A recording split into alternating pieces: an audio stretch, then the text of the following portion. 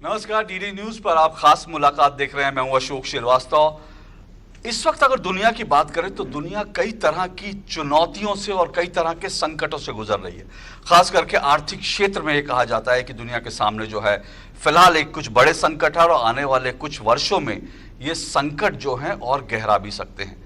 लेकिन संकट की इस घड़ी में, चुनौती की इस दौर में भी ये माना जाता है, दुनिया की कई रेटिंग एजेंसियां, दुनिया के कई जो आर्थिक सर्वेक्षण करने वाली संस्थाएं हैं, उनका मानना यह है कि भारत एक चमकता हुआ सितारा है और भारत जो है दरअसल दुनिया के लिए एक ग्रोथ इंजन बन सकता है। और अगर भारत की बात करें तो भारत में उत्तर प्रदेश जो है भारत का ग्रोथ इंजन बनते हुए दिख रहा है और ये बात खुद प्रधानमंत्री नरेंद्र मोदी ने भी स्वीकार किया। अगर उत्तर प्रदेश की बात करें तो उत्तर प्रदेश की जो कहानी है वो बड़ी दिलचस्प है। एक ऐसा दौर था जब उत्तर प्रदेश को बीमारू राज्यों में गिना जाता था। कोई ये सोच भी नहीं सकता था कि उत्तर प्रदेश जो है डेवलपमेंट के मोर्चे पर, विकास के मोर्चे पर बाकी जो स्टेट हैं, जो भारत के विकसित राज्य हैं, उनको कभी पछाड़ पाएगा। लेकिन आज उत्तर प्रदेश इनकी टक्कर में आ गया है। न सिर्फ टक्कर में आ गया बल्कि कई जगह पर उत्तर प्रदेश जो है इन राज्यों से कहीं बेहतर कर रहा है। कैसे बदली उत्तर प्रदेश की ये कहानी और सिर्फ 6 साल में कहानी बदली है, इन सब पर चर्चा करने के लिए, बातचीत करने के लिए हमारे साथ उत्तर प्रदेश के मुख्यमंत्री योगी आदित्यनाथ जी हैं। बहुत बहुत आभार मुख्यमंत्री जी आपका हमें समय देने के लिए, डीडी न्यूज से बातचीत करने के लिए। और अगर मैं जो कह रहा था इस 6 साल की, तो इस 6 साल के नायक तो आप ही हैं, जो बदलाव हुआ है। लेकिन मैं शुरुआत यहां से करता हूं कि थोड़ा सा पीछे ले जाता हूं मुख्यमंत्री जी। अक्टूबर 2015 की मैं एक प्रमुख भारत का अंग्रेजी दैनिक है उसकी एक खबर देख रहा था। उस खबर की हेडिंग थी the dark and desperate state of Uttar Pradesh, यानी उत्तर प्रदेश की दयनीय और हताश स्थिति। ये अक्टूबर 2015 को उत्तर प्रदेश को लोग ऐसे लिखते थे। आज उत्तर प्रदेश जो है ग्रोथ का इंजन बन रहा है। 33 लाख करोड़ जो है आपने निवेश जो है अभी जो सबमिट किया उसमें निवेश आ गया। ये 6 साल की बदलाव की कहानी कैसे देखते हैं आप? मैं सबसे पहले डीडी न्यूज से जुड़े हुए सभी दर्शकों का हृदय से अभिनंदन करता हूं। देखिए, उत्तर प्रदेश देश की आबादी का सबसे बड़ा राज्य है और अगर कहें कि देश की आबादी का हर 5वां व्यक्ति उत्तर प्रदेश में निवास करता है तो ये कोई अतिशयोक्ति नहीं। और यह भी सच है कि लंबे समय तक जिन लोगों ने प्रदेश में शासन किया है उन्होंने प्रदेश को बदहाल कर दिया था और एक दयनीय स्थिति में पहुंचा दिया था, जिनके कारण उत्तर प्रदेश एक बीमारू राज्य की श्रेणी में आ गया था। लेकिन जब उत्तर प्रदेश की जनता ने देश के अंदर परिवर्तन करने में अपना योगदान दिया,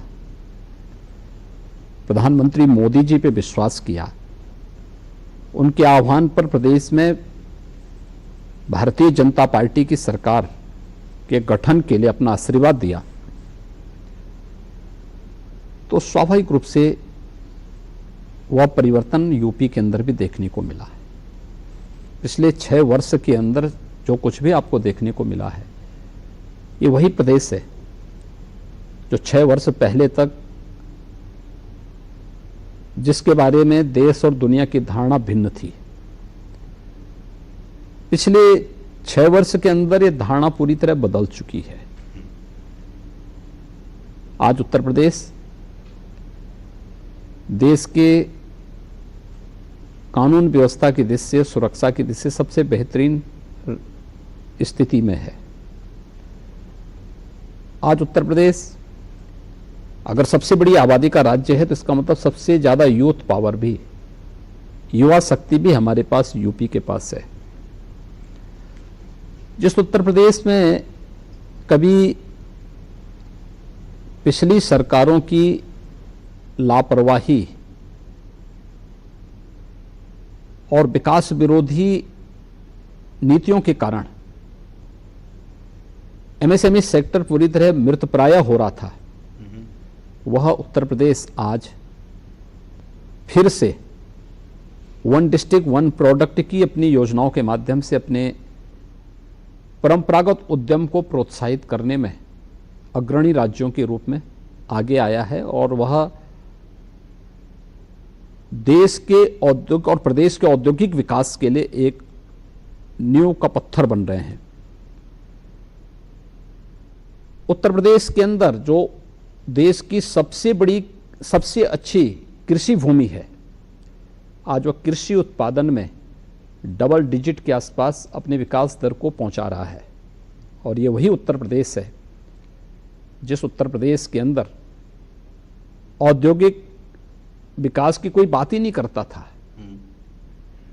आज उस उत्तर प्रदेश में अभी हाल ही में संपन्न हुए ग्लोबल इन्वेस्टर समिट में 33 लाख करोड़ रुपए से अधिक के निवेश के प्रस्ताव उत्तर प्रदेश को प्राप्त होते हैं। ये एक गुड साइन है। ये दिखाता है उत्तर प्रदेश का परसेप्शन बदला है, उत्तर प्रदेश के बारे में लोगों की धारणाएं बदली हैं। आज उत्तर प्रदेश को निवेश के सबसे अच्छे गंतव्य के रूप में लोगों ने पहचाना है और उत्तर प्रदेश आज विकास के बारे में सोच रहा है। आज जातिवाद की राजनीति, परिवारवाद की राजनीति, भ्रष्टाचार से मुक्त एक सुशासन की स्थापना के साथ साथ निवेश के बेहतरीन गंतव्य के रूप में उत्तर प्रदेश ने अपने आप को स्थापित किया है। यह ग्लोबल इन्वेस्टर समिट ने साबित किया है। महाराज जी, आपने जो विपक्ष को लेकर के, मैं उन बातों पर आऊंगा, लेकिन उससे पहले क्योंकि ये एक बड़ी कहानी है और ये एक बड़ी कह सकते हैं कि बहुत बड़ी अपने आप में एक चेंज जो डेवलपमेंट के मोर्चे पर और खास करके जो इन्वेस्टमेंट समिट की बात कर रहे हैं, अगर मैं गलत नहीं हूं तो मेरा अनुमान है कि उत्तर प्रदेश की सब सरकार ने जब ये ग्लोबल इन्वेस्टमेंट समिट किया तो उनका लक्ष्य शायद जो है 10 लाख करोड़ था कि 10 लाख करोड़ तक का निवेश आ जाए। 23 लाख करोड़ की जीडीपी है राज्य की, यहाँ पर जीडीपी से कहीं ज़्यादा 33 लाख करोड़ का जो निवेश आ जाता है, ये जो है ये कैसे संभव हुआ? इसके लिए क्या आपने खूब मेहनत करी या उत्तर प्रदेश एक्चुअल में एक डेस्टिनेशन बन गया? क्योंकि मार्केटिंग तो बहुत करनी पड़ी होगी ना। देखिए, मार्केटिंग का महत्व तो नहीं है। देखिए, जो निवेशक है उनकी टीम पहले से ही पूरे देश और दुनिया के अंदर घूमती है। एक बिजनेसमैन इस चीज़ को देखता है कि कहाँ उसकी पूंजी सुरक्षित रहेगी, कहाँ उनके लोग सुरक्षित रहेंगे, कहाँ से उनके लिए बिजनेस के लिए सबसे अच्छा माहौल मिल पाएगा। उसके लिए हमें प्रयास करने पड़े थे। सबसे पहली बात यह है कि डबल इंजन की सरकार का लाभ यहाँ पे हमें प्राप्त हुआ। केंद्र और राज्य में जब एक जैसी सरकार है तो स्वाभाविक रूप से यह विकास की गति को कई गुना बढ़ा देता है। आदरणीय प्रधानमंत्री जी का मार्गदर्शन उनकी प्रेरणा है। दूसरा, निवेश के लिए जो कुछ महत्वपूर्ण मूलभूत आवश्यकताएं हैं उसमें सबसे पहले कानून का राज है,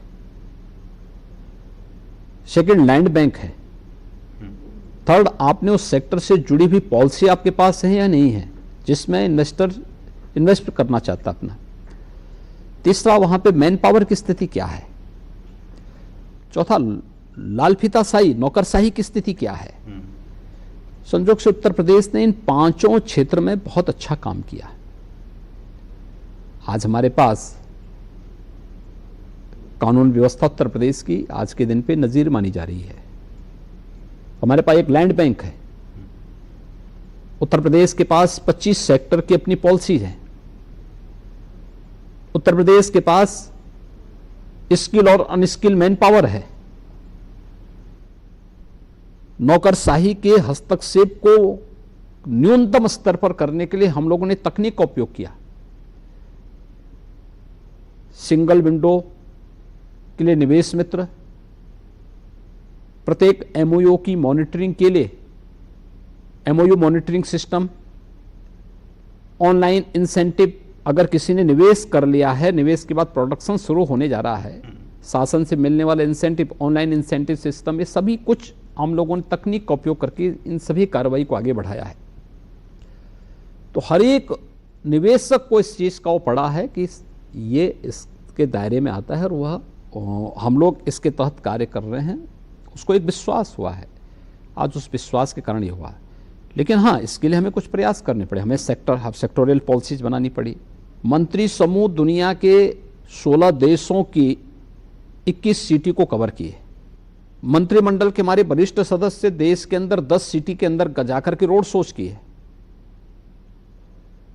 हमारे एमपी एमएलए हर जनपद के अंदर भी स्थानीय निवेशकों से साथ संवाद बनाए। तीनों प्रकार के कार्यक्रम को जोड़ने के साथ साथ हमने यूथ को भी इसके लिए जोड़ा। रिटायर्ड जो हमारे अधिकारी थे, शिक्षाविद थे, इनको हमने विश्वविद्यालयों में भी भेजा। ये 4 प्रकार के कार्यक्रम एक साथ चले।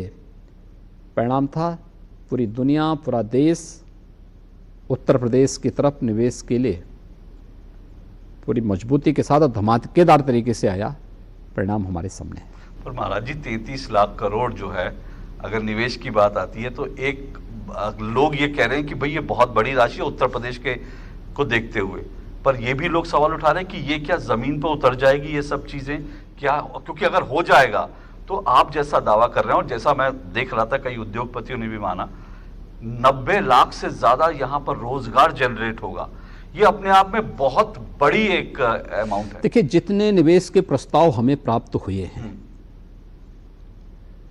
स्वाभाविक रूप से एक सिस्टम के साथ वह आएंगे, निवेश होगा और उत्तर प्रदेश के यूथ को डायरेक्ट 1 करोड़ यूथ को इससे नौकरी की संभावनाएं यहां विकसित होंगे। फेज वाइज होगा, उसके लिए तैयारी विश्वविद्यालय के यूथ को जोड़ने के लिए, इसलिए हमने कार्यक्रम अपने प्रारंभ किए। अभी से इंस्टीट्यूशन को इंडस्ट्री के साथ जोड़ना, सीएम इंटर्नशिप की स्कीम निकालना, ये सभी उसी के तहत ये सब कार्रवाई की जा रही है कि जब ये निवेश जमीनी धरातल पर उतरेगा। हमें 2018 में हमने इन्वेस्टर समिट किया था, तब उत्तर प्रदेश की प्रति धारणा बहुत खराब थी। बिल्कुल। तब 4,68,000 करोड़ के प्रस्ताव हमें प्राप्त हुए थे।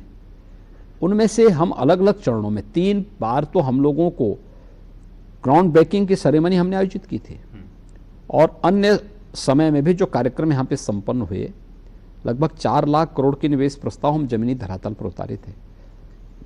ये चीजें दिखाती है कि सही दिशा में राज्य सरकार चल रही है और उसका परिणाम भी हमें प्राप्त होगा। महाराज जी, अगर मैं उत्तर प्रदेश के मुख्यमंत्री की बात करूं तो उत्तर प्रदेश के मुख्यमंत्री की जो छवि कुल मिलाकर देश भर में लोग देखते हैं, जो तस्वीरें देखती हैं जिस पर बहुत ज़्यादा लाइक्स भी आपको मिलते हैं, बहुत लोग उसको फॉरवर्ड भी करते हैं, वो आप पूजा करते हुए दिखते हैं, आराधना करते दिखते हैं, गोवंश के साथ दिखाई देते हैं, ये सब तो दिखता है। लेकिन मुख्यमंत्री अपने ऑफिस में या अपनी टीम के साथ कैसे काम कर रहे हैं ये तो लोग नहीं देखते, लेकिन एक परिणाम दिखता है। मैं सिर्फ वो उदाहरण वो परिणाम के जो है आंकड़े रखकर फिर आपसे पूछूंगा कि आप काम कैसे करते हैं, क्योंकि लोगों को समझना जरूरी है। 6 साल में जीडीपी 2 गुनी, ठीक है, प्रति व्यक्ति आय 2 गुनी, ग्रोथ रेट उत्तर प्रदेश का 8%। 6 साल में आपका दावा है 5 लाख से ज्यादा नौकरियां देगी।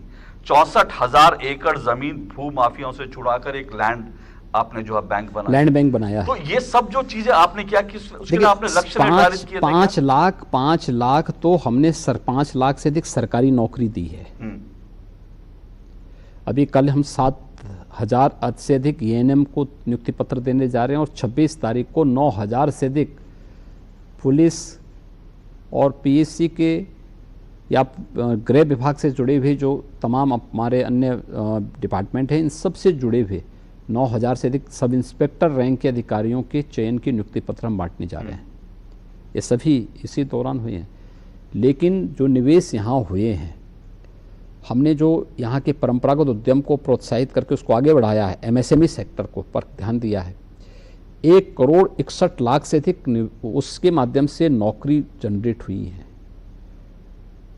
इसके साथ ही उत्तर प्रदेश के अंदर प्रधानमंत्री मुद्रा योजना समेत तमाम अन्य सेंट्रल की स्कीम को, पीएम स्टार्टअप की योजना हो, पीएम स्टैंडअप की योजना हो, इन सभी स्कीम को यहाँ पे लागू करने का परिणाम क्या रहा? 60 लाख से अधिक उद्यमी यहाँ पर सीधे बैंक के साथ जुड़े। यूपी के बैंक का जो सीडी रेशो है यह 46% से बढ़कर के 54% तक पहुँचा, इस समय चल रहा है 54% से अधिक चल रहा है। और उत्तर प्रदेश के बारे में जो 2016-17 में यहाँ की अनएम्प्लॉयमेंट रेट 19% के आसपास था, आज वही घट कर के 3.5% के आसपास आया है। ये उत्तर प्रदेश की वह कहानी कहता है कि यहाँ पे बिना भेदभाव के हर एक तबके को शासन की योजनाओं का लाभ मिला है। और सरकार की एक जो उत्तर प्रदेश की परंपरागत छवि थी, दंगे होते थे, कोई सुरक्षित नहीं था, नौकरशाही विकास के मार्ग में एक बैरियर थी, इन सब से अलग हट करके आज एक विकास की एक बेहतर सोच उत्तर प्रदेश की बनी और उत्तर प्रदेश आज उस दिशा में आगे बढ़ा है। ग्लोबल इन्वेस्टर समिट उसका एक महत्वपूर्ण पड़ाव है। अब एक नई यात्रा यहाँ से प्रारंभ होती है। पर आपने मेरे मूल सवाल का जवाब, मुख्यमंत्री जी ये सब चीजें क्या एक लक्ष्य बना के काम करते हैं क्या? योगी आदित्यनाथ अपने जो है ऑफिस में लैपटॉप पे बैठे रहते हैं और एक एक चीज की कोई डैशबोर्ड है आपके सामने कि लक्ष्यों को हासिल करना है? सेम डैशबोर्ड यहाँ पे काम करता है। पूरी टीम, अलग अलग सेक्टर की अलग अलग टीम काम कर रही है। प्रत्येक के साथ मेरा हर एक विभाग की क्लोज मॉनिटरिंग मैं करता हूँ, संबंधित विभाग के मंत्री करते हैं, मंत्री समूह करता है, सीनियर अधिकारीगण करते हैं और सबको एक सिस्टम के साथ जोड़ करके हम उसे आगे बढ़ाते हैं। ये जो बदलाव हुआ, इस बदलाव में जाहिर सी बात है कि एक तो बड़ा कारण जैसा आप बता रहे, लॉ एंड ऑर्डर।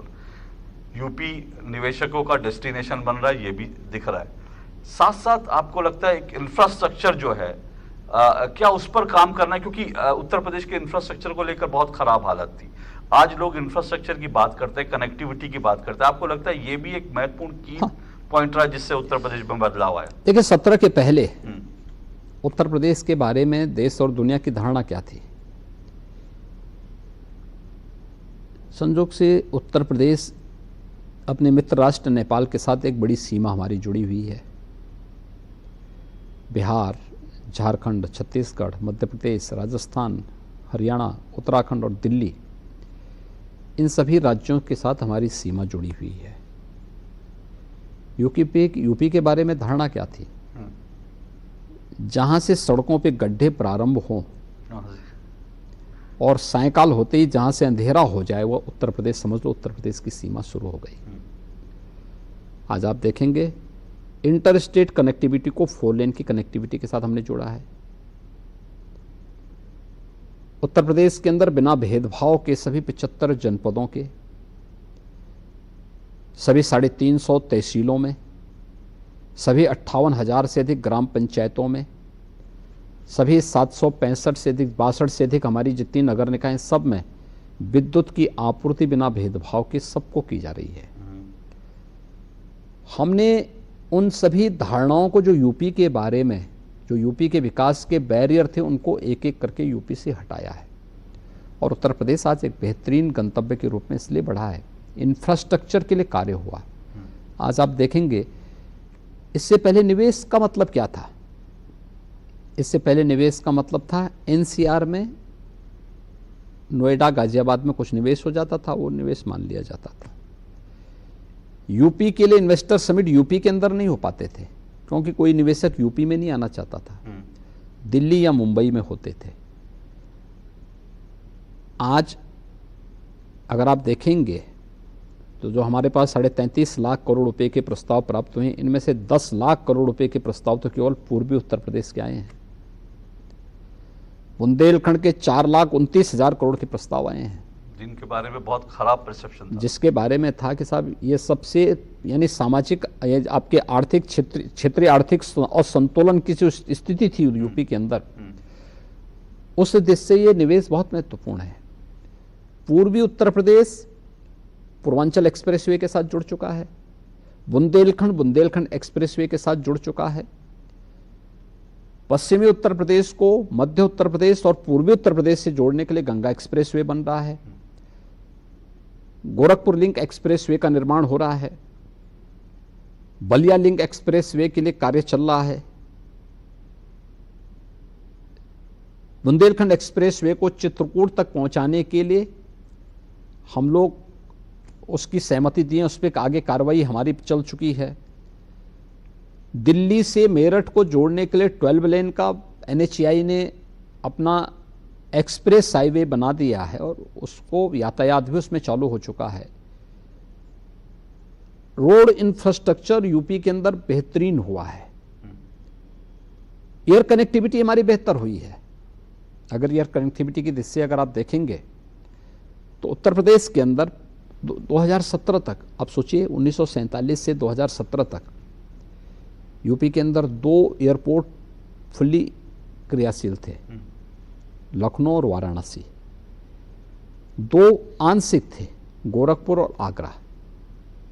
आज उत्तर प्रदेश के अंदर 9 एयरपोर्ट पूरी तरह क्रियाशील हैं।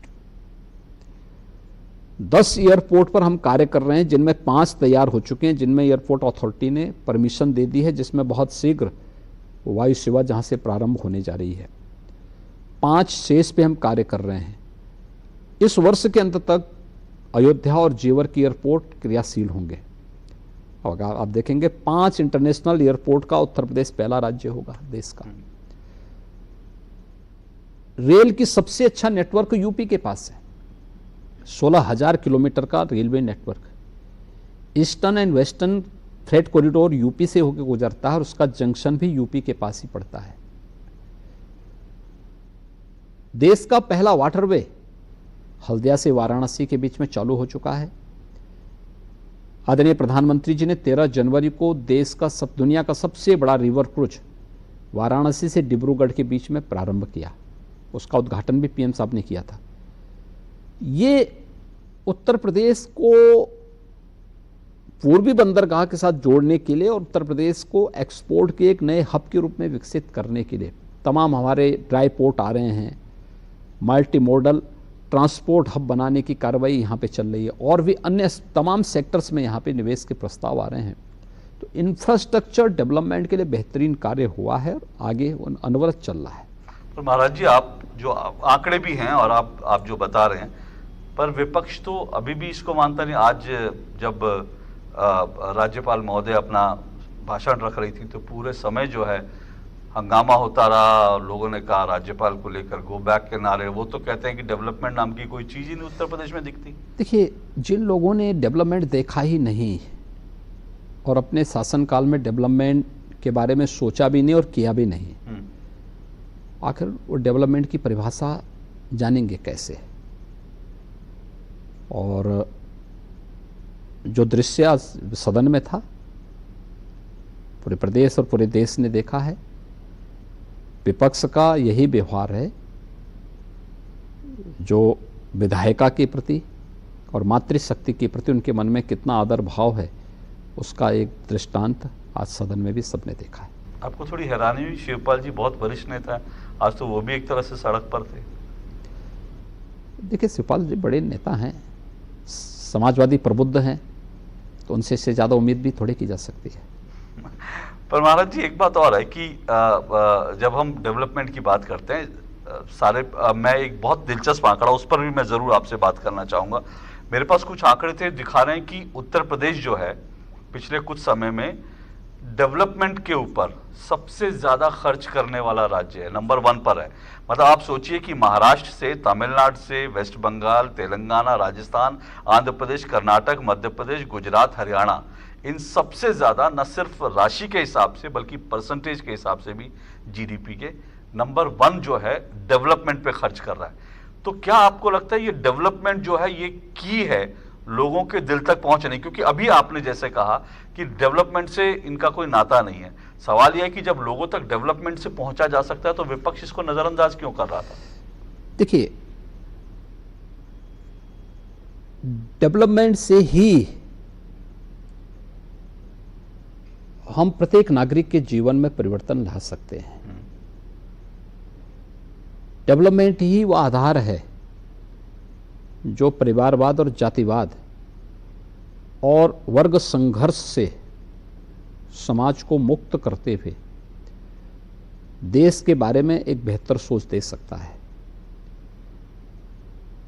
जिन लोगों ने परिवारवाद और जातिवाद की राजनीति की है और इसकी आड़ में व्यापक भ्रष्टाचार को बढ़ावा दिया है, उनसे इससे ज़्यादा उम्मीद नहीं की जानी चाहिए। वो लोग बोलेंगे और इसलिए चर्चा से भागने के लिए नए नए मनगढ़ंत मुद्दों को प्रस्तुत करने का प्रयास भी करेंगे। लेकिन ये तो खुला मंच होता है चर्चा करने के लिए, हम तो चर्चा के लिए हर एक मुद्दे पे तैयार हैं। यूपी देश की सबसे बड़ी आबादी भी है, तो स्वाभाविक रूप से सबसे बड़ी जिम्मेदारी भी होगी, हमारी राशि सबसे बड़ी भी होगी। और यूपी ने वही किया है 6 वर्ष के अंदर जो यूपी को करना चाहिए था। अगर आदरणीय प्रधानमंत्री जी के विजन के अनुरूप देश की इकोनॉमी को $5 ट्रिलियन की इकोनॉमी बनाना है, तो यूपी को अपनी आबादी के हिसाब से अपना योगदान भी देना होगा। $1 ट्रिलियन, $1 ट्रिलियन। और ये लक्ष्य आपको लगता है कि जो आपने लक्ष्य तय किया है तब तक आप इस तक पहुंच जाएंगे, क्योंकि बड़ा लक्ष्य है ये? देखिए, मैंने कहा ना, आपने देखा होगा यूपी की जो ग्रोथ रेट है, अब हमारे पास कई सेक्टर खुल चुके हैं। यह अब केवल एक जगह तक सीमित नहीं, केवल औद्योगिक विकास का नहीं है। हमारे पास एमएसएमई का 96 लाख यूनिट एमएसएमई यूपी के पास है। एग्रीकल्चर की ग्रोथ रेट हमारी डबल डिजिट की ओर बढ़ रही है। बेहतरीन जल संसाधन है। हमारे पास सबसे अच्छी युवा पावर भी हमारे पास, ताकत हमारे पास है, युवा शक्ति हमारे पास है। इंफ्रास्ट्रक्चर हमारे पास हर प्रकार का, यानी सड़क का है, रेल का है, एयर का है, वाटर का भी है। ये सभी ये कनेक्टिविटी भी हमारे पास, और इंफ्रास्ट्रक्चर भी सबसे बेहतरीन हमारे पास आज के दिन पर है। तो फ्यूचर भी यूपी का ही होगा।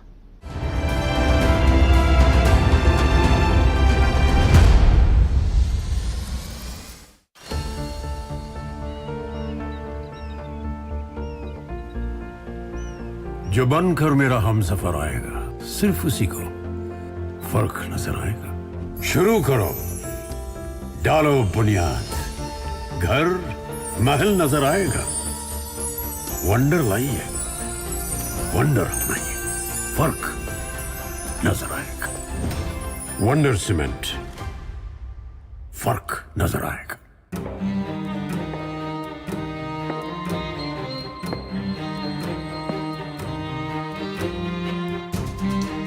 कब तक आप ऐसे फ्यूचर का टेंशन लेकर चलते रहेंगे? LIC के न्यू पेंशन प्लस के साथ अपनी पेंशन का प्लान बनाइए, क्योंकि ये प्लान आपके फ्यूचर के लिए मार्केट लिंक्ड वेल्थ क्रिएट करता है। और तो और इस प्लान में गारंटीड एडिशंस के साथ पेंशन पाने के कई ऑप्शंस भी हैं, so that you grow young and tension free. LIC, हर पल आपके साथ। हो गया इंतजाम। किसका? गुड्डी की फीस का। दिखा। 20,000 का लोन तुरंत। पता है कौन दे रहा है, ब्याज कितना है? लोन विनियमित संस्थानों से ही लें और कर्ज उतना जितनी जरूरत, वो भी जांच कर। हो गया इंतजाम। पगार एडवांस में भेजिए। RBI कहता है, सही वित्तीय बर्ताव करे आपका बचाव।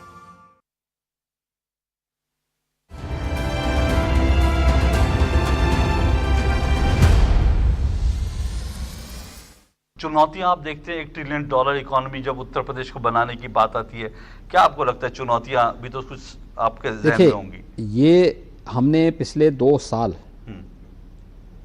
वैश्विक महामारी कोरोना का सामना करते हुए झेले हैं।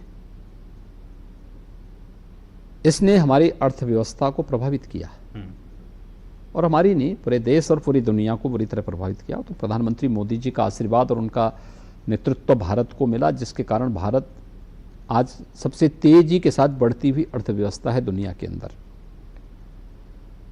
लेकिन प्रभावित तो कोविड ने किया ही था, ग्रोथ रेट पे इसका असर पड़ा। उससे उभर करके हम जिस दिशा में आगे बढ़े हैं, मेरा ये मानना है एक अच्छी दिशा है, और हमें इसे निरंतरता देनी होगी।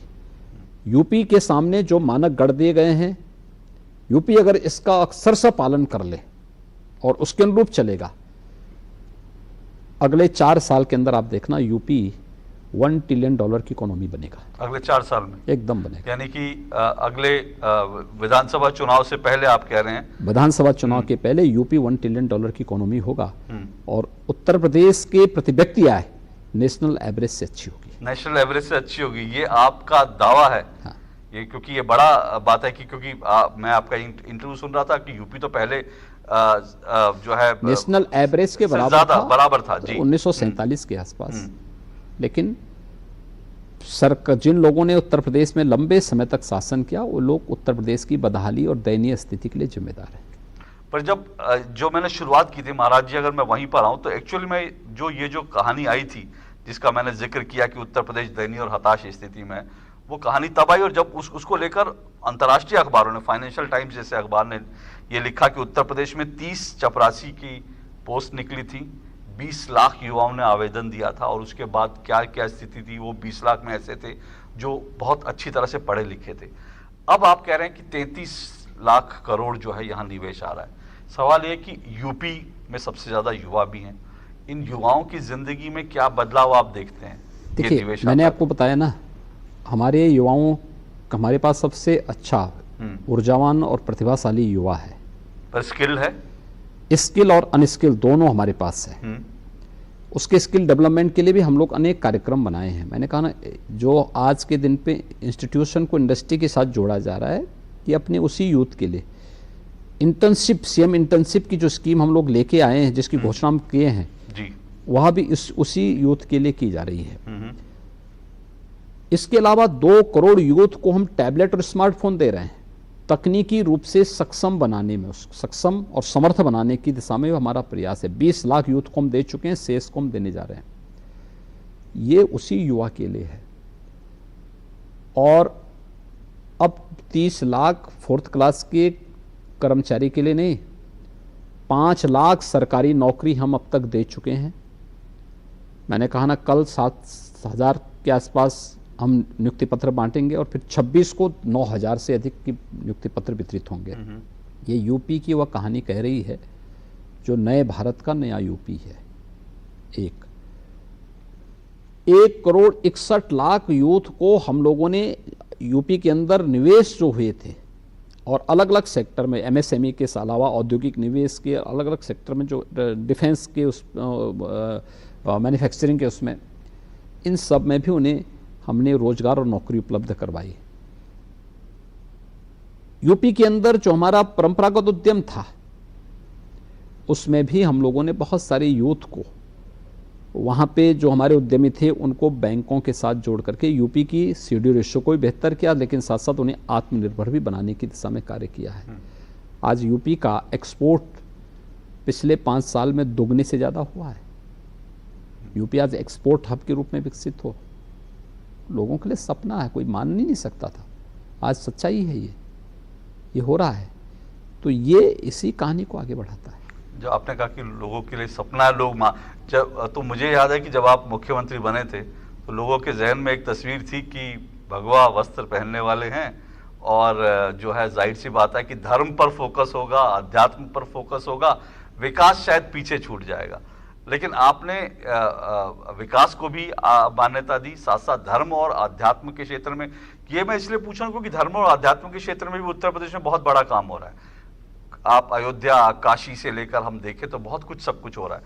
और इसको आपने डेवलपमेंट से, क्योंकि इसमें भी एक अर्थव्यवस्था है, धर्म और अध्यात्म की जब बात करते हैं, शायद किसी और राज्य में ऐसा नहीं हो रहा। तो ये परिकल्पना आपके मन में शुरू से थी क्या? देखिए, प्रधानमंत्री जी की प्रेरणा, उनका गाइडेंस है, उनका मार्गदर्शन और नेतृत्व भी है।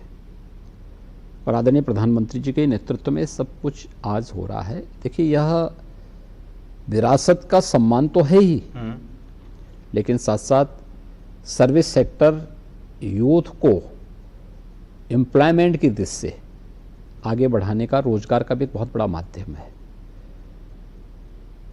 आप काशी का देखें, अयोध्या का देखें, प्रयागराज का देखें, या किसी भी धार्मिक स्थल का अगर आप देखेंगे, आज के दिन पे जो फुटफॉल है उसको अगर आप देखेंगे तो ये बताता है कि लाखों यूथ को यहाँ पे रोजगार और नौकरी के साथ जोड़ा जा सकता है और जोड़ा भी गया है। तो एक बड़ी संभावनाएं इन सेक्टर्स में, और इसीलिए उसके विकास के लिए और एक सुनियोजित, सुव्यवस्थित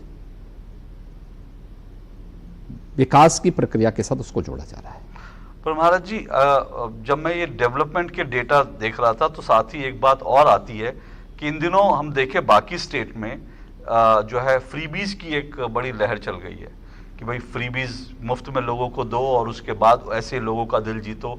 दूसरी तरफ हम देख रहे हैं कि ओल्ड पेंशन स्कीम जैसी इश्यूज भी आ जाते हैं।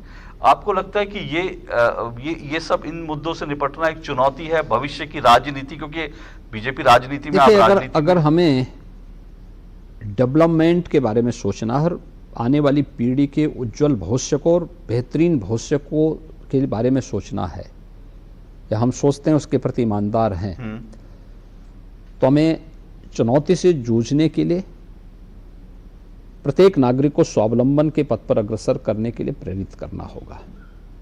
नेशन फर्स्ट की थ्योरी पे चलना होगा। मेरा देश पहले है, इसके बाद कुछ और है। जिस दिन हर नागरिक इसके बारे में सोचने लग जाएगा, मुझे लगता है उस दिन भारत को दुनिया की सबसे बड़ी ताकत बनने में कोई देर नहीं लगेगी। और ये हमारा सौभाग्य है कि प्रधानमंत्री मोदी जी ने 9 वर्ष के इस कालखंड के दौरान यह करके दिखाया है। आज G20 के देशों की अध्यक्षता प्रधानमंत्री मोदी जी के नेतृत्व में भारत कर रहा है। अमृत काल के प्रथम वर्ष में ये उपलब्धि हर भारतवासी के लिए गौरव की बात होनी चाहिए। लेकिन हमें इस बात को ध्यान में रखना होगा कि सस्ती लोकप्रियता प्राप्त करने के लिए, वोट बैंक की राजनीति के लिए, रेवड़ी बांटने की परंपरा से या अपने व्यक्तिगत स्वार्थ के लिए हम कोई भी ऐसा कार्य न करें जो देश के ग्रोथ रेट को प्रभावित करता हो और दुनिया के सामने जिस विश्वास के साथ भारत देखा जा रहा है उस विश्वास पे कोई प्रश्न खड़ा करे। हमें इस पर हम जरूर विचार करना चाहिए। और मुझे लगता है कि भारत की प्रगति आज दुनिया के लिए कौतूहल भी है, आश्चर्य भी है और साथ साथ एक नई प्रेरणा भी है। कोविड कालखंड में भारत कैसे खड़ा हुआ, कैसे भारत अपनी विकास की यात्रा को लेकर आगे बढ़ रहा है, ये बहुत सारी चीज़ें हैं जो दुनिया को नई प्रेरणा दे रहा है। तो कम से कम सभी लोगों को, हर भारतवासी का भी दायित्व बनता है कि प्रधानमंत्री मोदी जी के नेतृत्व में हम लोग इसका अनुसरण करें। महाराज जी, ये जो एक बार फिर मैं निवेश पर आता हूँ, क्योंकि आपने जैसा बताया इसको हिस्सों में बांटा गया है। हर जो है हिस्से को उत्तर प्रदेश के जो है तमाम जो है, और इतना ही नहीं, हिस्से नहीं बल्कि हर डिस्ट्रिक्ट में भी आप जाने की बात है।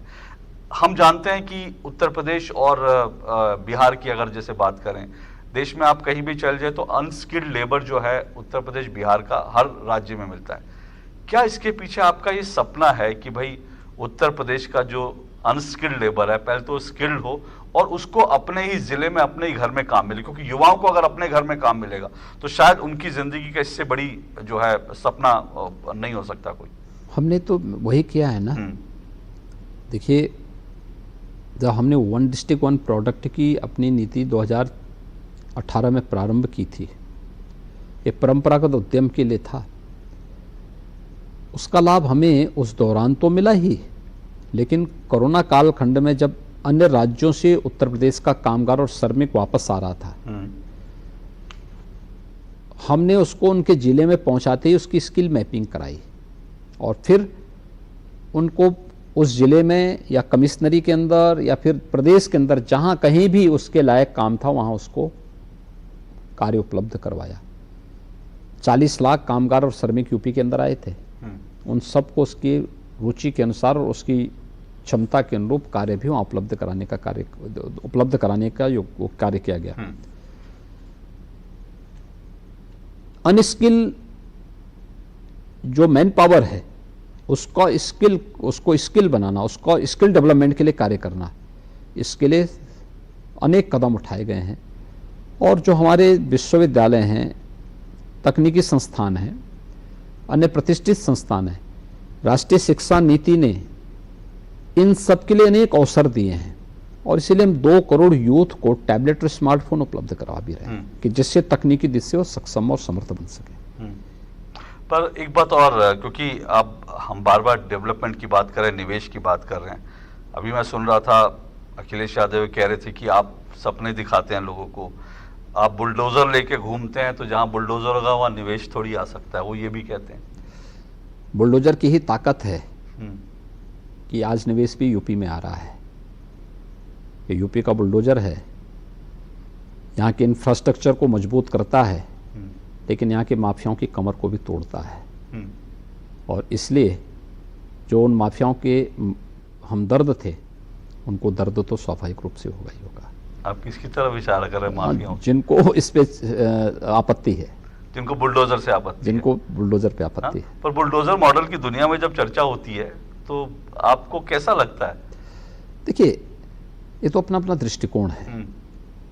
हमें उत्तर प्रदेश की 25 करोड़ जनता के बारे में सोचना है।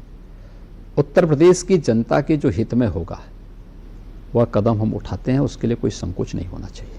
लोग ये कहते थे कि भी उत्तर प्रदेश में तो एक ही उद्योग चलता है, माफिया उद्योग, इसलिए उसकी कमर तोड़नी बहुत आवश्यक थी। और आपको लगता है कि कमर पूरी तरह से तोड़ दी गई? संगठित अपराध एकदम जीरो है यूपी के अंदर। जिनकी समानांतर सरकारें चलती थी, आज कोई माफिया कहीं किसी भी स्तर पर आपको देखने को नहीं मिलेगा। ये उत्तर प्रदेश की 6 वर्ष की उपलब्धियों में से एक महत्वपूर्ण उपलब्धि ये भी है। पर विपक्ष ये भी आरोप लगाता है महाराज जी की जाति देखकर और उनका धर्म तो हर देखकर व्यक्ति माफियाओं जानता के है। खिलाफ। देखिए, ये चीज तो वह व्यक्ति बोलेगा जो जनता के बीच में जनादेश लेने के न गए हों। ये तो इस प्रकार का अनर्गल प्रलाप, ये जनादेश का अपमान है। ये सरकार जनता के द्वारा एक थंबिंग मेजोरिटी के साथ चुनी गई है। आप लोकतंत्र में अगर विश्वास करते हैं तो उस जनादेश का सम्मान करना भी सीखें। आपने शुरू में जैसा कहा महाराज जी कि भाई विकास विरोधी और लापरवाही दिखाई, पर ये सवाल ये कि विकास से जो है लापरवाही क्यों दिखाई जा सकती है? विकास विरोधी विपक्ष क्यों है? सोच ही नहीं थी। हाँ। देखिए, जहां पे जो लोग माफियाज के कठपुतली थे, जिन्होंने परिवारवाद के लिए प्रदेश को बंधक बना दिया था, जिनके विकास के एजेंडे में प्रदेश नहीं परिवार था, उनसे क्या उम्मीद आप करते थे? उनके परिवार फले फूले, खूब संपत्ति बनाई उन लोगों ने अपने परिवार के लिए। प्रदेश के लिए क्या किया? उत्तर प्रदेश यही प्रश्न करता है, क्यों उत्तर प्रदेश के नौजवानों के सामने 2017 के पहले पहचान का संकट खड़ा हुआ था? क्यों यूपी का नौजवान यूपी के बाहर अपनी पहचान छुपाने के लिए मजबूर होता था? कोई कारण तो रहा होगा ना। आज तो नहीं, आज यूपी का नौजवान कहीं भी जाता है, लोग बड़े सम्मान के साथ उसको वहाँ पे बिठाते हैं। आज उसके साथ पूरा व्यवहार, यानी 360 डिग्री का अंतर आया है आज।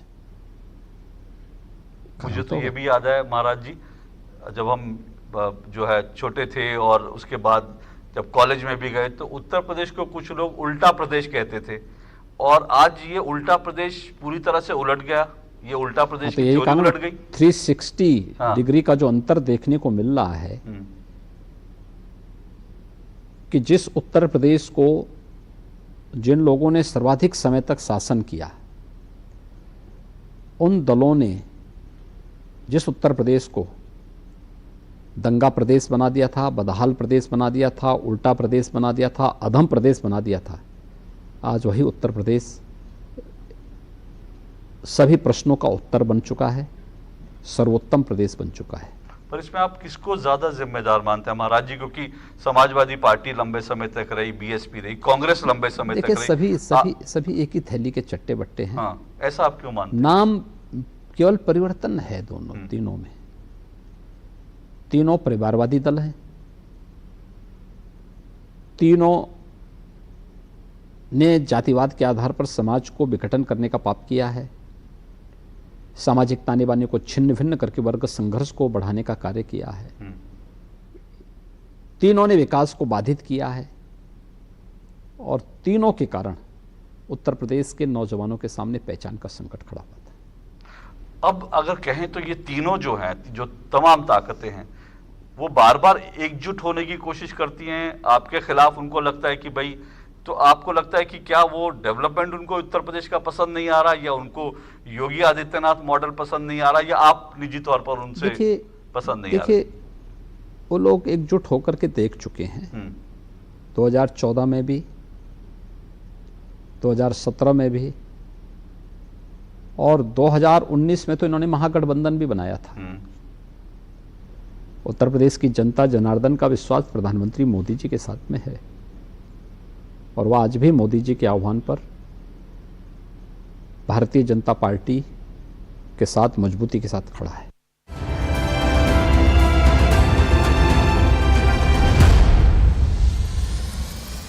पता है, लोग अक्सर मुझसे पूछते हैं कॉल सेंटर का स्टेडी जॉब क्यों छोड़ा। I wanted more out of life, बस मैंने अपना स्टार्टअप शुरू किया। जानना चाहोगे कैसे? Then start up your own business as an LIC agent. यहाँ सब कुछ है, great products, zero investment, leading organisation and unlimited opportunities. तो क्या आप तैयार है? LIC एजेंट बनो, अब बड़ा सोचो। हमारी वेबसाइट पर जाएं या अपनी नजदीकी LIC शाखा से संपर्क करें।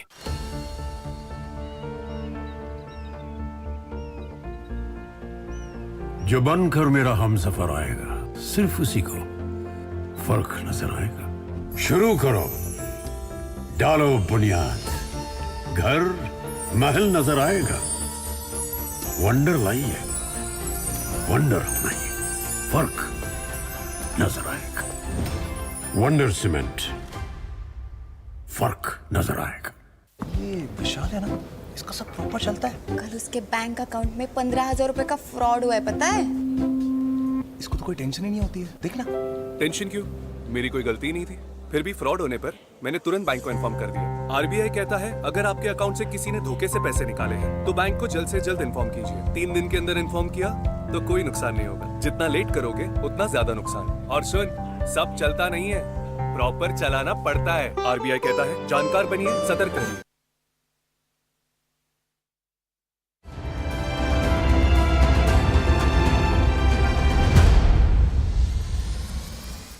महाराज जी, क्योंकि हम जब निवेश और डेवलपमेंट की बात करते हैं तो इसी बीच रामचरितमानस का मुद्दा उत्तर प्रदेश में आ जाता है।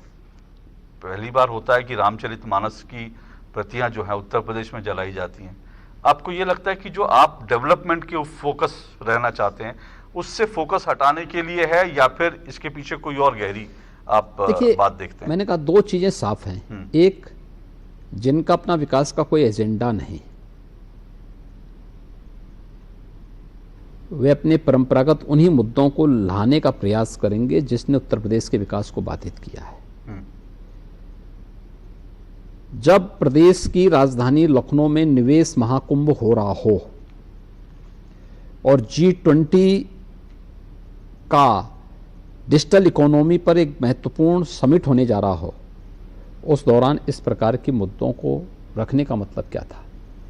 ये चीजें दिखाती थे कि लोग उत्तर प्रदेश की सामर्थ्य और उत्तर प्रदेश की शक्ति से ध्यान हटाने के लिए एक वर्ग संघर्ष पैदा करके उत्तर प्रदेश के बारे में जो परंपरागत धारणा थी 6 वर्ष पहले, उसकी याद लोगों को कराएं।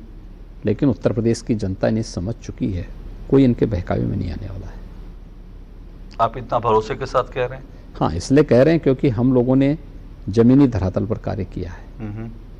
जब व्यक्ति जमीनी धरातल पर कार्य करता है तो उसके पास कॉन्फिडेंस होता है, लेकिन एक कॉन्फिडेंस जो व्यवहारिक दृष्टि है उसको प्रदर्शित करता है। हम ओवर कॉन्फिडेंस में नहीं रहते, जितना बोलते हैं उतना ही करते हैं और जितना करते हैं उतना ही बोलते हैं। पर महाराज जी, कॉन्फिडेंस में वो लोग भी दिख रहे हैं, क्योंकि जैसा आपने एक इंटरव्यू में कहा भी था कि भाई उत्तर प्रदेश का और पूरे देश में हम देखें तो जाति में लोगों को बांट के रखो, जातिवाद की राजनीति करो और उससे जो है आपका जीत का मंत्र निकलेगा। अब उत्तर प्रदेश में ये जो रामचरितमानस में शुरू हुआ, ये सीधा सीधा लग रहा है कि भाई एक यूनाइटेड वोट है, उसको बांटना है। कभी नहीं। उनकी मंशा को जनता बार बार ठुकरा चुकी है। उत्तर प्रदेश के अंदर 2014, 2017, 2019, 2022 ये 4 बड़े चुनाव में उत्तर प्रदेश की जनता उन्हें ठुकरा चुकी है। जनादेश हमेशा प्रधानमंत्री मोदी जी के साथ में आया है, आगे भी या मोदी जी के साथ ही रहेगा। समाजवादी पार्टी, लेकिन मैं फिर इस पर आ रहा हूं क्योंकि ये इंपॉर्टेंट एक इशू हो गया यूपी में। समाजवादी पार्टी इस हद तक चली गई इसमें कि उनकी एक नेता प्रवक्ता जो है रोली मिश्रा तिवारी, उन्होंने रामचरितमानस को लेकर जब स्वामी प्रसाद मौर्य का विरोध किया तो सीधा सीधा उनको पार्टी से निकाल दिया। आपको लगता है कि ये कहीं ना कहीं जो है वो अखिलेश यादव इस समाजवादी पार्टी के द्वारा मुंह छुपाने जैसी स्थिति है, हाँ, सच्चाई से मुंह मोड़ने जैसा है।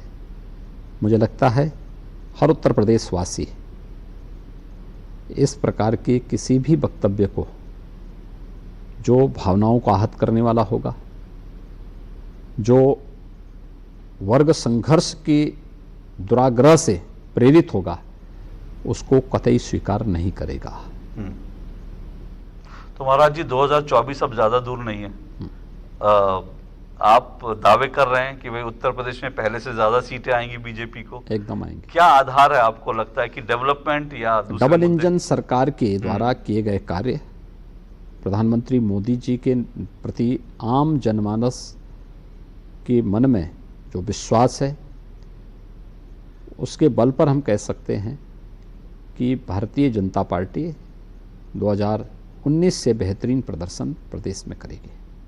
पर मुद्दा क्या होगा, किस आधार पे आपको लगता है? डेवलपमेंट, उपलब्धियों के आधार पर। उपलब्धियां? हम अपनी उपलब्धियों के आधार पर जनता जनार्दन के पास जाएंगे और ये उपलब्धियां जनता जनार्दन के विश्वास के कारक हैं।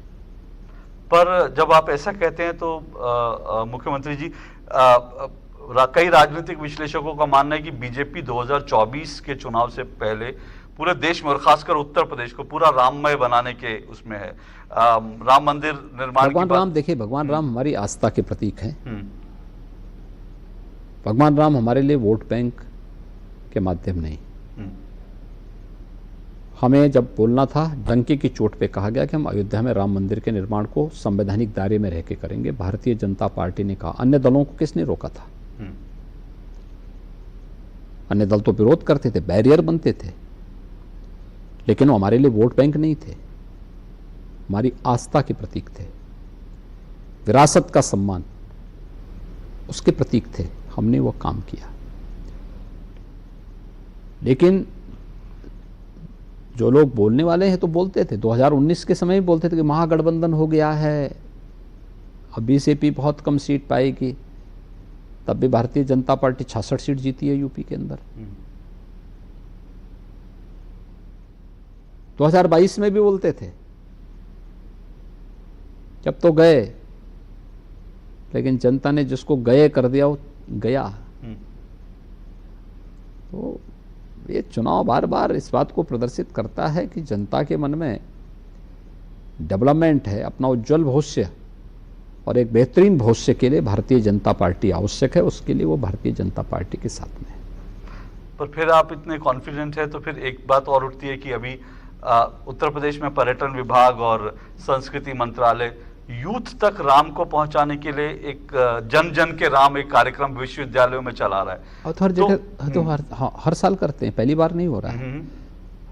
हमारी सरकार तो अयोध्या में दीपोत्सव का कार्यक्रम करती है, काशी में देव दीपावली का आयोजन करती है, बरसाना में रंगोत्सव का कार्यक्रम करती है होली के अवसर पर। हर एक उस धार्मिक स्थल पर या आध्यात्मिक स्थल पर जो प्रदेश के अंदर पर्यटन विकास की संभावनाओं को विकसित कर सकेगी, उन सब के लिए उत्तर प्रदेश सरकार और पर्यटन और संस्कृति विभाग कुछ ना कुछ करती है।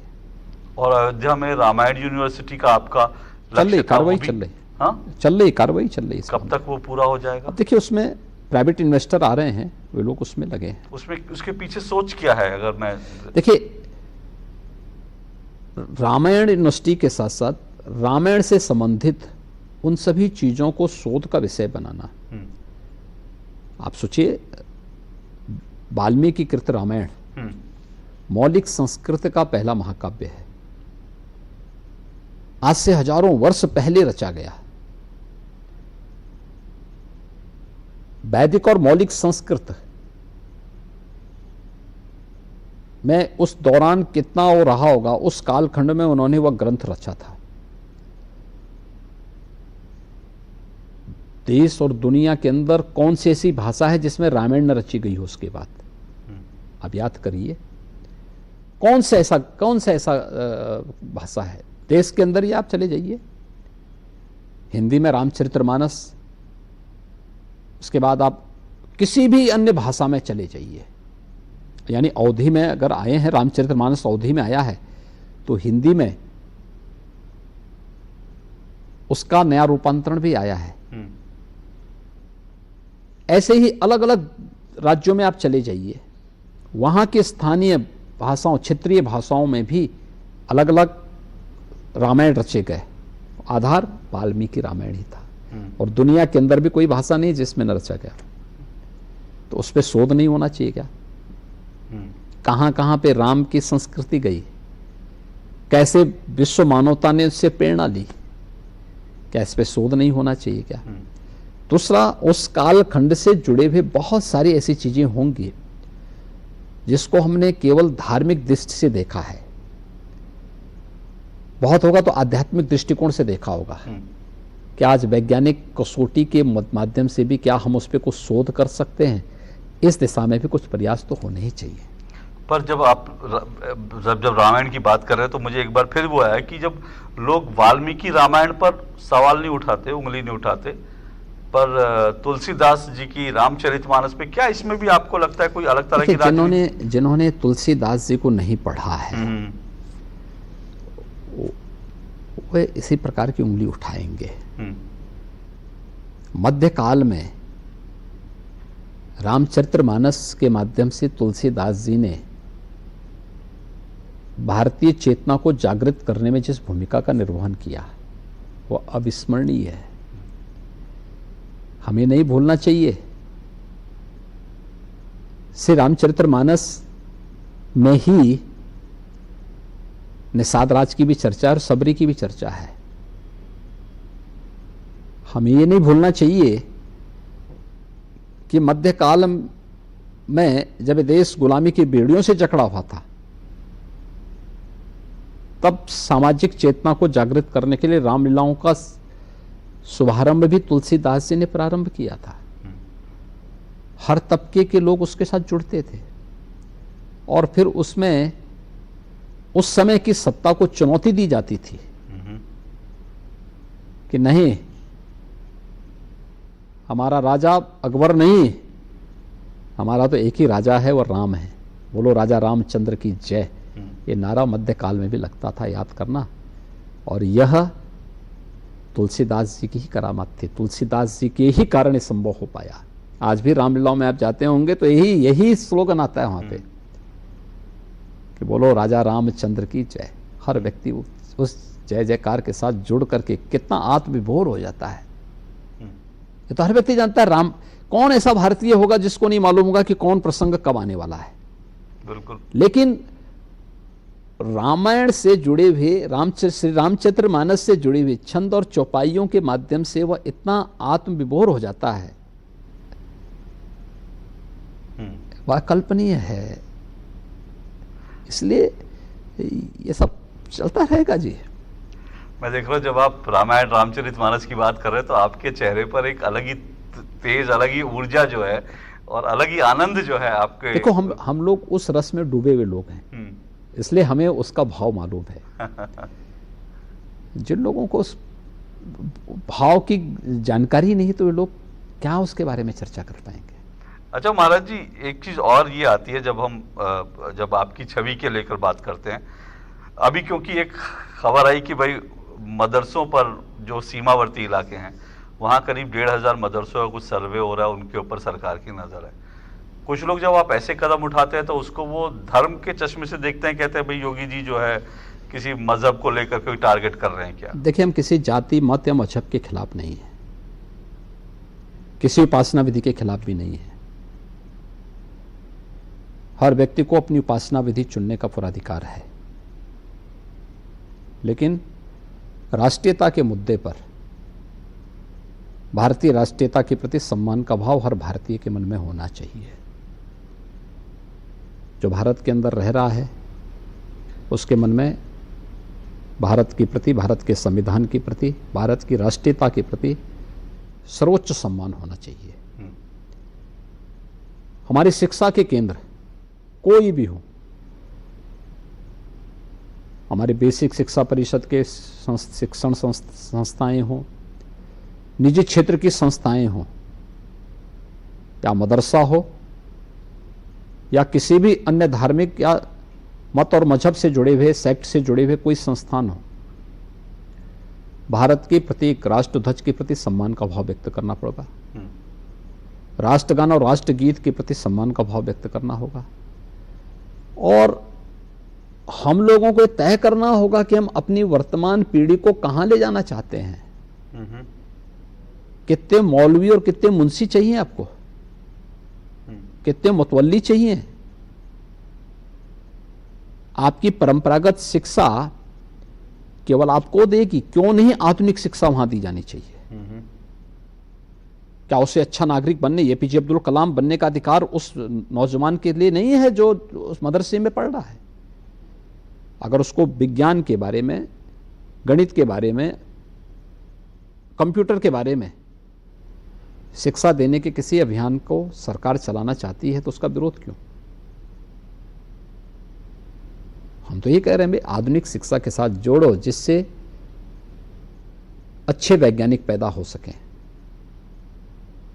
अच्छे कलाकार पैदा हो सकें, अच्छे समाजशास्त्री पैदा हो सकें,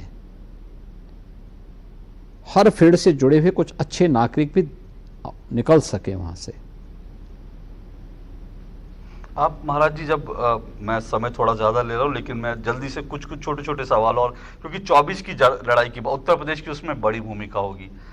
अब हमने देखा कि एक अमरीकी जो है पूंजीपति जॉर्ज सोरोस का नाम आया कि उसने एक तरह से ये मन बनाया कि भारत से मोदी राज और बीजेपी को ख़त्म करना है, तो उसके लिए वो थैली अपने खजाने खोलने के लिए तैयार है।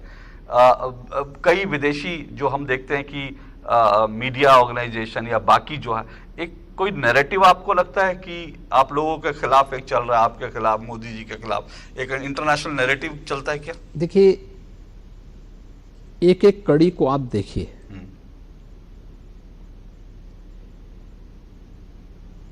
बीबीसी की डॉक्यूमेंट्री, हिंडनबर्ग की रिपोर्ट, जॉर्ज सोरोस की टिप्पणी, एक एक कड़ी ये भारत के लोकतंत्र को चुनौती दे रहे हैं, भारतीय अस्मिता के साथ सीधे सीधे खिलवाड़ करने का दुस्साहस कर रहे हैं। मुझे लगता है कि जो भी भारत के लोकतंत्र के प्रति श्रद्धा का भाव रखता है, जो भी चाहता है कि भारत दुनिया की सबसे बड़ी अर्थव्यवस्था के रूप में स्थापित हो, जो भी चाहता है कि भारत जिस दिशा में आगे तेजी के साथ बढ़ा है, उस हर भारतीय नागरिक को इन षड्यंत्रों का विरोध करना चाहिए और इसका पुरजोर विरोध करके इन्हें बेनकाब करना चाहिए, और अपने देश के आंतरिक मामलों में या लोकतंत्र को कमजोर बनाने की किसी भी ऐसे षड्यंत्र को बेनकाब करने के लिए सदैव सरकार के साथ खड़ा होना चाहिए और जिम्मेदार संस्थाओं के साथ खड़ा होना चाहिए। कांग्रेस तो उन्हीं के मुद्दे जो वो लोग उठाते हैं, कांग्रेस वही मुद्दे उठाकर प्रहार करती है सरकार कांग्रेस पर। को इसीलिए जनता जनार्दन रसातल की तरफ ले जा रही है। देश की जनता भी जानती है कि इन लोगों ने देश की छवि को कितना खराब किया था दुनिया के अंदर, और पिछले 9 वर्ष के अंदर जो सुधार हुआ है इसको भी देश की जनता स्वीकार कर रही है, उसे आत्मसात कर रही है, और उसी की सजा कांग्रेस को भी दे रही है। कांग्रेस की नकारात्मकता ही कांग्रेस को ले डूबेगी। मुख्यमंत्री जी, आपसे मैं छोटे छोटे अंत में कुछ रैपिड फायर आपसे सवाल पूछूंगा, लेकिन उससे पहले एक चीज़, क्योंकि कल बजट है, इंपॉर्टेंट बात है, इसलिए वो भी, क्योंकि मेरी जहाँ तक हम लोग आकलन कर रहे हैं, बजट भी जो है उत्तर प्रदेश का 2 गुना बजट होगा कल, शायद जो भी आप आंकड़े रखेंगे। आपको लगता है कि ये एक बड़ी उपलब्धि है, और उत्तर प्रदेश किस दिशा में बढ़ रहा है, और आर्थिक रूप से आपका सपना क्या है, यूपी को कहां पहुंचाना चाह रहे हैं? उत्तर प्रदेश को देश की अग्रणी अर्थव्यवस्था के रूप में स्थापित करना, और उत्तर प्रदेश की साइज के हिसाब से ही यूपी का बजट भी आएगा। साइज के हिसाब से, यानी कि आप बड़ी बात कर रहे हैं। चलिए, मैं आपसे जल्दी जल्दी कुछ सवाल पूछना चाहता हूँ। योगी आदित्यनाथ विकास के प्रतीक हैं या हिंदुत्व के प्रतीक है? देखिए, विकास और हिंदुत्व अलग अलग करके नहीं देखे जा सकते, दोनों एक दूसरे के पूरक हैं। कैसे? दोनों एक दूसरे के पूरक हैं। लेकिन लोग कहते हैं हिंदू ग्रोथ रेट तो बहुत खराब था, लोग पिछले बार हिंदू ग्रोथ रेट को अगर कोई दुनिया के अंदर देखेगा तो भारत उस समय विश्व गुरु के रूप में था। ओके, आपने पूर्वी उत्तर प्रदेश से एंसेफेलाइटिस का अंत किया, अब क्या लक्ष्य है, किसका अंत करना चाहते हैं? देखिए, उत्तर प्रदेश किसी भी प्रकार की उस बीमारी को जो उत्तर प्रदेश के युवा के बारे में, यूपी के किसानों के बारे में, यूपी की माता और बहनों के बारे में, बेटियों के बारे में, उनके विकास के बारे में बाधक बनेगा, उस किसी भी बीमारी और विकृति को उत्तर प्रदेश उखाड़ फेंकेगा। आप फिल्में नहीं देखते, लेकिन फिर भी उत्तर प्रदेश में फिल्म सिटी आए, उसको लेकर आप बहुत तेजी से काम कर रहे हैं, क्या वजह है? हाँ, उत्तर प्रदेश मैं फिल्म देखता नहीं हूँ, लेकिन मैं कलाकारों का सम्मान करता हूँ, साहित्यकारों का सम्मान करता हूँ, और कला को ये मानता हूँ कि ईश्वर के द्वारा प्रदत्त एक उपहार है। इसको सम्मान देकर के हम लोग उसे समाज को रचनात्मकता की ओर आगे बढ़ाने के लिए प्रेरित कर सकते हैं। इसलिए फिल्म सिटी उत्तर प्रदेश के अंदर बनाने की कार्रवाई प्रारंभ हो रही है। आजकल आप पाकिस्तान को बहुत याद कर रहे हैं। देखिए, हम उस पाप में क्यों पड़े जिसने दुनिया को केवल और केवल खूनी नरसंहार दिया है। हम एक सकारात्मक दिशा में बढ़ रहे हैं और सकारात्मक रूप से आगे। सकारात्मक क्या हो? उत्तर प्रदेश की तोपें जो पाकिस्तान को, देखिए, defence manufacturing corridor Uttar Pradesh के अंदर भी बन रहा है, तो स्वाभाविक रूप से यहाँ ब्रह्मोस मिसाइल भी बनेंगी और बहुत सारी अन्य इस प्रकार की जो है तोपें भी बनेंगी और इक्विपमेंट बनेंगे जो भारत को रक्षा क्षेत्र में आत्मनिर्भर बनाने के साथ साथ दुनिया के अंदर सुरक्षा का एक बेहतरीन वातावरण बनाने में योगदान दे सकती है। महाराज जी, एक आखिरी सवाल, उत्तर प्रदेश की ये जो टर्न अराउंड की कहानी है, इसको अगर मैं कहूँ एक शब्द में, आप क्या मेहनत है या लक्ष्य आधारित आपने काम किया, एक शब्द में कहना चाहें तो ये कहानी आप कैसे कहने? देखिए, इस कहानी के प्रणेता और इस कहानी का पूरा श्रेय मैं प्रधानमंत्री मोदी जी को देता हूँ। उनकी प्रेरणा से, उनके मार्गदर्शन में संभव हो पाया है और इसको हम आगे बढ़ा रहे हैं। नायक आप नहीं हैं? नहीं, पीएम मोदी जी हैं, हम उनके सपोर्टर हैं, उनके समर्थक हैं। बहुत बहुत शुक्रिया मुख्यमंत्री जी आपका डीडी न्यूज़ से बात करने के लिए। और जाहिर सी बात है, उत्तर प्रदेश बहुत हद तक बदला है, बदल रहा है, और उम्मीद करेंगे कि ये बदलाव की प्रक्रिया जारी रहे, पॉजिटिव दिशा में जिस तरह से बढ़ रहा है, और आपने वो करके दिखाया है। और लगता है कि शायद कुछ ही दिनों में या कुछ सालों में उत्तर प्रदेश जो है बाकी राज्यों के लिए एक मॉडल स्टेट भी बन सकता है। ऐसा भी लगता है कि जरूर आपके नेतृत्व में हो सकता है। बहुत बहुत शुक्रिया, धन्यवाद जी।